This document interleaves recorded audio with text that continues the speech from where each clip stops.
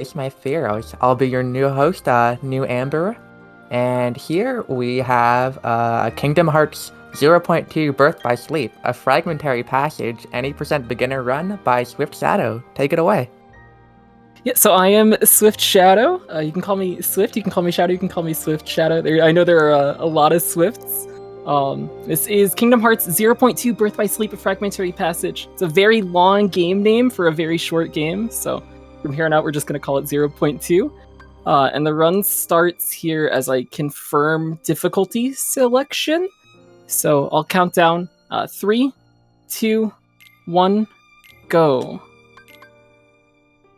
And so this run is 0.2. It is the shortest Kingdom Hearts any % category in the entire series. It's very quick, very fast-paced, but it does have a lot of things that the KH series is known for, especially for KH speedrunning. It does get to show off a cool amount of mechanics that are present across the series.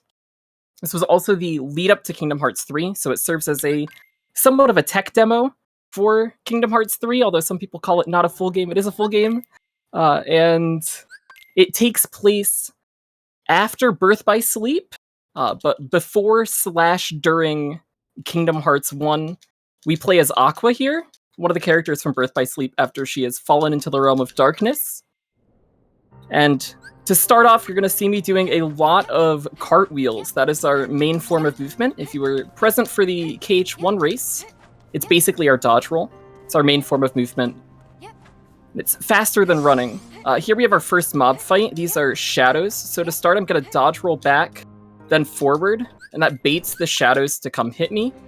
And these die to either 2 hits or 1 counterblast. The goal here is that these shadows will attack me. They're being very passive, so that I can kill them with counterblasts. Unfortunately, there's not too much we can do outside of that first wave. This is a very heavy reset point. These first 2 minutes, just trying to get shadows to go the way that you want. We're also playing on the beginner difficulty, so this is the lowest difficulty setting. It's the fastest difficulty as a result, but it is still quite a bit difficult to go quickly. Here again, we're going to cartwheel back, cartwheel forward, bait this shadow into jumping at us, and I'm going to delay this counterblast to try and get all of these shadows grouped up. And hopefully, that's the last one. That was a great Shadows 2. So now we are coming into the most movement-heavy section of the run. This is Gears. And as we go through here, we're going to be unlocking a bunch of different mechanics. I'm going to go through all of them, try to give as much explanation for them as I can while we have this bit of time here before it gets a bit hectic after we do finish this section. So to start off, the game gives us a tutorial about objectives. We don't have to worry about those at all, but they are basically achievements the game has built in that give you cosmetic rewards. Here we're going to unlock our magic. So here I have a shortcut select set of magic. There are 4 spells that we have: Fire, Blizzard, Thunder, and Cure. We're going to be seeing a lot of everything except Cure. And for this section, I have to go and activate 4 different gears. We have a specific order we do this in. This is the first gear. So gears get activated by a finisher, which is your 5th hit of a combo, and you need to connect the hit beforehand. So on all of these gears, we're going to start our combos up a little bit earlier and carry ourselves over to those gears. We have a few unskippable cutscenes here, which is also unfortunate, especially early on. But they don't add up to too long. After each one of these gears, we're going to unlock a different part of Aqua's kit as well. So we just unlocked Double Flight, which is that double jump that I just did to get up on top of that ledge. We're going to dodge roll down here, do 3 fires, and then hit this gear. I hit a light that was on the way to that gear. That ended up giving me some MP orbs, which are going to refill my MP a little bit. From here, we're going to unlock something that we're not going to see for a little bit, but this unlocks situation commands, which are brand new to 0.2. They also show up in KH3, but we're going to see those in the first boss fight, which I will talk about later. We're going to pick up 1 chest here. This is an ether that restores MP. We're going to do a cool jump here and combo to get over this wall. And then I'm going to use fires to run my MP out. The way that MP works in this game is basically that you have this full MP bar. As soon as it runs out, you get put into a state called MP charge, where your MP turns red. You can't use any magic, but that will refill over time. And then once your MP charge runs out, you come back to full MP. By draining my MP completely here, we guarantee that we have full MP up for the next boss. We also just got access to air slide, so you're going to be seeing me do a lot of jump, air slide, double flight, air slide. That's one of our fastest forms of movement. It does have a little bit of end lag on each air slide, which is why we don't use it all the time, but anytime that we need to gain height, or anytime that we hit like a loading zone, we're going to be using that. And this last gear unlocks our shot lock. This is a mechanic from Birth by Sleep, where you have this targeting reticle where you can target enemies and then it shoots projectiles out afterwards. We're going to be seeing that on this first boss coming up as well. So I'm going to come down here and we're going to pick up one other chest. This is another ether, which we're going to make use of in this upcoming boss. My MP just came back to full, and now we have Demon Tower. So you're going to see throughout this fight, if you look at the bottom left of the screen, there are arrows that are building up as I do moves. That's our situation commands building. So I'm going to do 3 fires here, guard and dodge roll forward, jump and do 2 blizzards, and do physical hits for damage. We're going to do another 3 hits, and use both of these grand magics that filled up as a result of those arrows filling from me doing magic. We do a shot lock here. The Blizzaja that we did acts as a stun, which stops Demon Tower from attacking, which is why we're able to do that shot lock. You can see this is basically just a tower of shadows, and they all have these yellow eyes. When Demon Tower attacks, it turns red, and it takes reduced damage from every magic except for Blizzard. This boss is going to come up again later on, so that mechanic is something to keep in mind. All the fights go very quickly, so getting explanations out for everything that we do can be a bit difficult. But that's the first boss. This is going to take us into our next section. This is another movement-heavy section. This is actually the hardest movement section in the game. This is the World Within. Basically here, Aqua gets sucked into a mirror, and there are 3 mirrors that we have to destroy in order to progress and get out of this world. Each one of them has a phantom version of Aqua that we're going to have to fight. So we're taking this mirror first. This is the movement-heavy mirror. It's got some cool jumps, some cool platforming. Basically, the gimmick of this area is that there are mirrors in here which you can activate to create platforms that let you traverse. And we are going to skip all but one of these. So I'm going to try and land on this plank here, then jump, air slide, double flight, air slide up to this part. I'm going to jump on top of this pillar and do a somewhat difficult jump to try and get up onto this ledge. That skips another platform. And then here, we're going to jump, air slide, double flight, air slide, and then just mash air slide basically across this entire gap. You could take the intended path, which is on that left side that you can see next to me, but going in a straight line with the air slides actually ends up being faster. This is the only mirror we're going to activate, so it disappears this platform here, and it's going to rotate around us, and we're going to stop it when it gets behind us. And this platform is actually tangible while it's still invisible as soon as we activate that mirror. So we kind of just, without vision, try to dodge roll up it. It can be a little bit weird to get up there because there are those jagged rocks on the sides. So this is Phantom Aqua. She's gonna do an attack here. I'm gonna guard it, and we're gonna jump out of our guard and start a combo here. And I'm gonna do 2 hits of fire and 2 hits. And we can do 2 of those and then hit her. So Phantom Aqua has a concept called revenge value, which you will see more of if you watch the KH2FM and KH3 runs tomorrow. But basically, the way that revenge value works is every hit that we do adds a certain amount of revenge value, or RV, to our target. And once that reaches a certain point, then our target is forced to retaliate. So normally, if you just do 2 full physical combos on Phantom Aqua, she force retaliates, and she teleports and hits you. By mixing in a fire to each of those combos, the fire actually reduces her RV. So we're able to do both of those combos, not have her retaliate, and then still be able to pick her up again with an extra hit that does enough damage to kill. There's a little puzzle here where you have to go up the stairs 3 times and then turn around and the mirror's behind you. And now we have our second Phantom Aqua fight. I'm gonna hope that she doesn't laugh at me here. If she does, that's the slower opening. She didn't, so we can catch her with a Thunder there. And then do that same combo where we do 2 hits, a Fire and 2 hits. Unfortunately, that finish didn't entirely connect with how she was on the wall. Normally, that Thunder gets you enough damage to kill most of the time without needing that extra hit. So coming up here, we have Aqua 3. This is a longer Phantom Aqua. We're going to do a Thunder here and Cure. What that's going to do is, if you look at the bottom left of my screen there, I have 2 arrows. We're not going to see those as we load into this area, but they are still present. When I hit this first pillar here, they're going to pop up. And because we've transitioned areas, both of those arrows count as physical hits, which are going to build towards a form change, which will be our Spell Weaver. These pillars act a lot like gears, where you need the hit before the finisher and the finisher to connect in order to break them.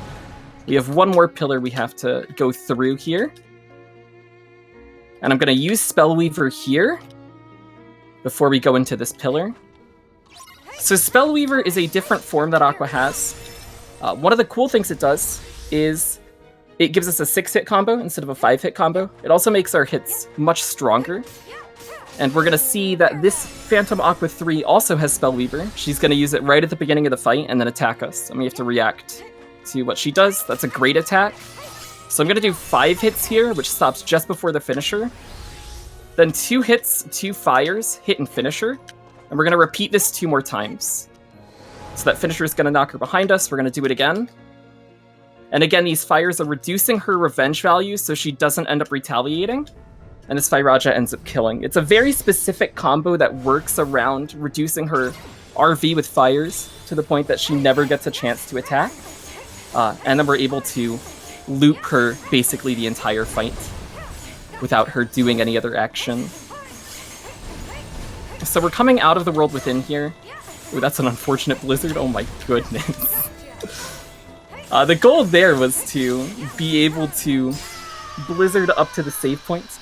But those urns next to the pillar kind of messed that up. I do actually have to hit the next save point coming up as well. I left a little early and I don't have full focus, which I'm going to need for the next fight. That focus gauge is what determines how much shot lock we're able to use. This is the Forest of Thorns. So we're gonna... I actually need a little more. That's fine. We're gonna use Thunders here to clear these vines. Get on top of this rail and do an air slide over the red vines. So there are normal vines and red vines. Basically, the red vines can only be destroyed with either running into them or hitting them with fire magic. The normal vines can just be destroyed with whatever means. So we're gonna fire these 2 vines. The red vines also drop MP orbs, which gives a tiny bit more MP. We're gonna get on this vine here, and this upcoming fight is one of the hardest fights in the entire run. This is Dark Side. We're gonna walk to the right, fire, blizzard, do 2 hits, guard. Unfortunately, I didn't get the guard out in time. So this is gonna stun me. We're gonna try and build up both of our commands here, a Firaja and a Blizzaja. If the game is nice, it'll give me both of them. This is a little bit RNG based. We did get it, that's good. I'm gonna Firaja the hands. I'm gonna delay this shot lock actually as well, because he's moving a ton. That's hitting shadows. We should go for this one. We're gonna be a little under on damage, but this will still work out. I'm gonna Blizzaja the hand here. Hit to open up his head, and we're gonna do a full shot lock on Darkside's head here. This is gonna get me MP back as well when we come out of this. We're basically just gonna finish the rest of this fight off by spamming fire on his head. And hopefully that'll kill cool. So I'm gonna cure here just to get myself back an MP charge as we come up here. This will ensure that I have full MP for the next fight. And this is one of the few moments of downtime for the run. So if there are any donations or anything to read out, feel free to do so as we move into the next section. Alright, well I'll take this opportunity to talk about the marathon. So this is Face My Fearows. This is an event being put together in combination between PSR Diversity and Team Velocity. And is an event, English is hard, is an event that shows off both Kingdom Hearts and Pokemon speedruns. We're currently raising money for the Able Gamers Foundation. Able Gamers' mission is to create opportunities that help enable play in order to combat social isolation, foster inclusive communities, and improve the quality of life for people with disabilities. So if you would like to donate, you can always do !donate in the chat, and in fact, I will do it right now so you don't have to. Alright, back to you, Swift. Awesome. Alright, so that was Forest Fight. It's a very boring fight, a very inconsistent fight. Basically, we just spam magic there and hope that things die. And they did die, which is good. Can get very scary on some higher difficulties, like critical mode especially. They kill you in 2 hits on critical mode. There's not really much you can do with the amount of enemies that are there. We're coming to the end of Forest of Thorns here. We're going to be fighting another Dark Side boss coming up very shortly. This is probably the hardest fight in the run. I'm going to do a somewhat risky strat. We'll see if we can actually pull it off. I was like 50-50 on it in practice, so there's a chance that we get it. We cure it again to get back into MP charge. And this is Dark Side 2. Basically, we're going to be going up this path here, and Dark Side's going to be dropping these spiky balls down from the sky. They are randomly positioned, so I'm just trying to avoid them. If I get hit by one of them, it's fine. If I get hit by more than one, then we come into a little bit of a problem. I'm going to reposition here. We're going to do a full shot lock, and now we're going to take advantage of a mechanic that I like to call quick charging. Basically, we're going to try and get both Blizzaja and Firaja faster than what would normally be intended. That is totally fine. Part of my magic whiffed, which is why we didn't kill the hand when I was expecting to. But we have enough damage to still make this work. I'm going to air slide back and shot lock here. You can follow the shot lock up with some fires and it should do enough. So the way quick charging works, it's going to come into effect more on the final boss. But basically the way situation commands work is that normally shot locks don't give you any situation command arrows, but if you cast a magic before the projectiles of a shot lock connect with a target, then all of the projectiles from that shot lock count as the magic that you just cast. So it allows us to get like 2 or 3 arrows, sometimes even a full command, just off of one magic cast. It's really, really cool. It comes into effect a lot on the final boss. This is Demon Tower 2. Starting off with Blizzards, our goal here is to get Blizzaja. I'm going to do 3 hits here. Use the Blizzaja and do a fire, then we're going to follow up with 2 hits. Blizzard, fire, blizzard. And then just physical combo until we get commands. I'm going to Blizzaja, Firaja, do 2 physical hits, throw an ether here, and now we're basically just stalling until Mickey, who's our new party member, gives us a form change called Wayfinder, which he does not want to do, apparently. There it is. Oh my goodness, thank you, Mickey. We're gonna do a blizzard, 2 fires, a blizzard, and then jump, do another 2 fires, a blizzard, and hit. I'm gonna use a little more magic, some of that magic whiffed. I'm gonna finish here, and we're gonna do a Blizzaja to end this. This fight is very RNG dependent. There's no way to force Mickey to give you Wayfinder. He's guaranteed to give it to you within a certain period of time, but that period of time varies by like a 5 or 6 second window. And we kind of just hope that he gives this to us early, which unfortunately he didn't really do. There's another section of downtime here, if there is anything to read out. Once again, I'm going to pick up one more item, but outside of that, we're just cartwheeling to the final boss. Well, we do have a $100 donation from Snap, so thank you very, very much for that donation. Unfortunately, because of a little tech issue on my end, I cannot read the comment quite yet, but as soon as I can, I will definitely come back to that and read it for the stream. Thank you so much, that's amazing.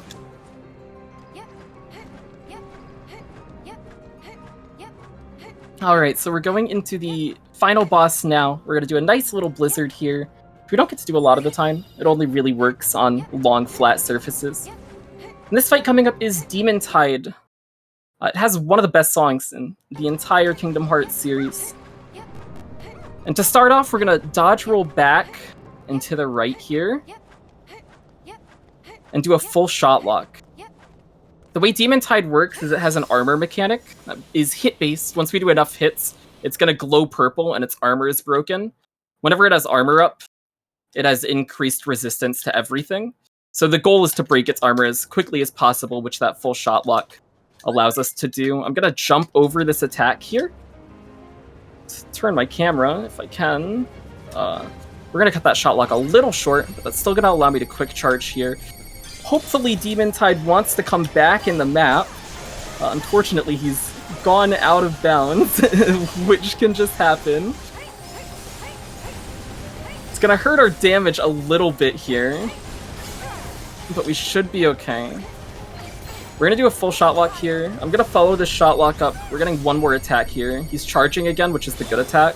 He can also tunnel and go underground, which fortunately he didn't do. I'm gonna throw my Mega Ether, which we picked up on the way into this fight now, just to get a bit more magic out and try and make up for some of the damage we lost from Demon Tide going out of the map earlier.